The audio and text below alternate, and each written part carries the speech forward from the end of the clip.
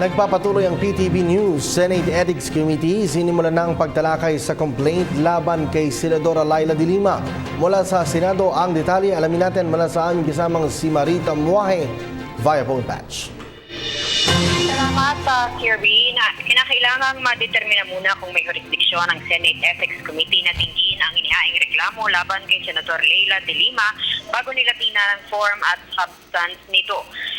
Base umano sa Senate ruling, walang jurisdiksyon ng Ethics Committee sa mga reklamo kung naganap ito bago pa siya mahalal at manumpa bilang isang senador. Ito ay ayon sa rekomendasyon ng General Counsel nito na si Attorney Karen Jimeno na nasasaad din umano sa probisyon ng komite. Partikular na binanggit sa naturang meeting ang naging kaso ni Senator Loy Ejercito Estrada noong taong 2001 kung saan ay napagdesisyonan na walang jurisdiksyon ng Senado sa kanyang kaso dahil sa naganap ang reklamo laban sa kanya bago pa man ito mahalal na senador. Dahil dito nagkaisang komite na binubuo na Senator Ping Lacson, Senator Tito Soto, Franklin Drelon, Risa Ontiveros at Senator Gringo Honasan na pag-aralan muna nilang mabuti ang espetong ito ng kaso bago sila magpatuloy. Ito ay upang maging patas umano sila hindi lamang kay Senator de Lima kundi maging sa complainant. Sa kabila ng naunang desisyon na gawin munang pribado ang susunod na Ethics Committee meeting, inimbitahan pa rin lang media dito upang maiwasan na may mapag-isipang may pinapanigan ang komite. Sinasabing isang amended as sworn statement din ang natanggap ng komite kanina umaga, subalit hindi pa umano nila ito nakikita.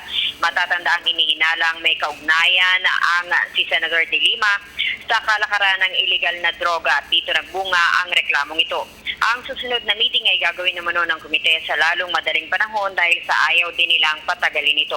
Samantala, kaugnay naman ang issue sa kaso ni Mary Jane Veloso, sinabi ni Senator Soto na noong pamang panahon ng Administrasyong Gloria Macapagal Arroyo, kung kailan naganap ang kaso nito, naninindigan naman itong kung si Veloso ay totoong OFW ay dapat siyang tulungan.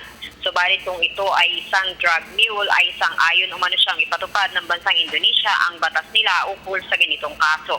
Malakas din ang paniniwala ni Soto na ang mga totoong OFWs ay hindi basta-basta pumapatol na magdala ng droga at maingat din sa kanilang mga dala-dala.